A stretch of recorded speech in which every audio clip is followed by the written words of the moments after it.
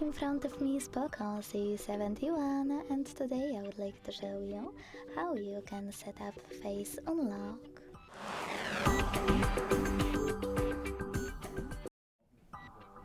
Begin by opening settings and scrolling down to click on security and privacy.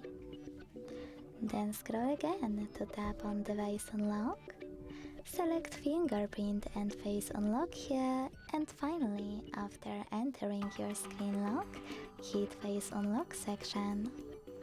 Now choose more at the bottom right corner, read all of those instructions and disclaimers, and hit I agree, also at the bottom right corner to continue.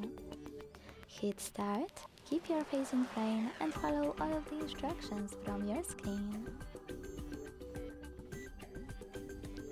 Then select Done. Manage all of those options and go back. So now when I switch off my screen and turn it back on, I can see that face unlock is working properly. Thanks so much for watching. If you enjoyed this video, don't forget to leave a like, comment and subscribe. Bye!